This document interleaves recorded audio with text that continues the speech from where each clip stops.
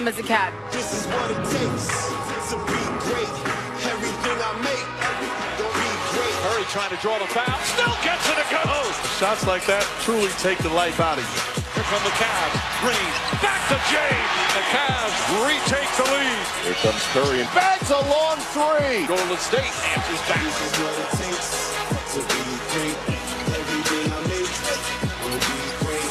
Curry steps inside the arc. Shoots from 20. Knocks it down. This is the largest lead of the night.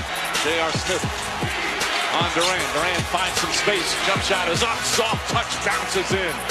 This is bad effort by the Cavs. Absolutely embarrassing effort. Curry way outside. Steph Curry from downtown. There's a new dynasty in the NBA. The Golden State Warriors champions once again. This is what it takes to be great.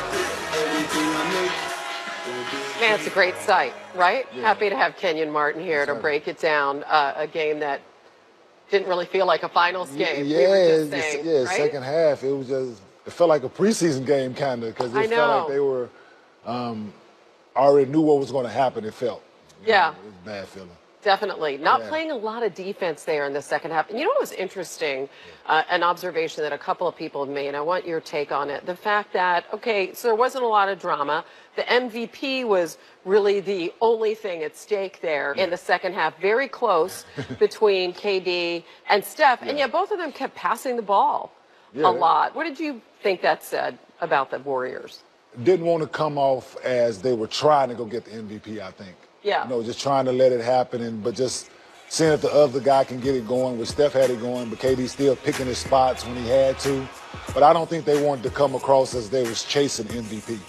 You know, so which was a good thing to do, you know what I'm saying, for the morale of the team and keep everybody engaged on both ends of the floor. So just keep playing the right way.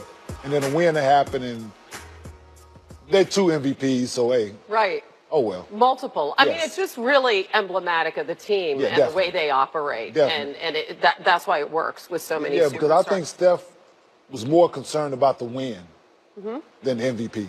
Got two regular season MVPs, which I think is more important to him than the finals MVP. I think them winning it outweighed him getting the MVP. And you can tell the way he came out focused, knowing he didn't play well in Game 3. Coming out for Game 4, and the focus was there from the beginning of the game, and you could tell. Such an odd ending for Cleveland. Just the effort, I think, on their home floor, the revelation afterwards that LeBron James had been playing with a broken hand, and now all the talk shifting to next season. Here we are again, right, with a decision. What do you see that process being, observing from an outside perspective? Before the final started, I thought Cleveland had a shot at him coming back, with him adding a few other pieces and him having everything laid out for him in Cleveland. But just watching the way the finals went and his body language and certain terms and words that he was using throughout the playoffs and press conferences lets me to believe that he's out of there. And if it's me basketball choice where I think he's going to end up, I think it's the New York Knicks. It's my thought process with basketball. I think it's the Knicks. He fits.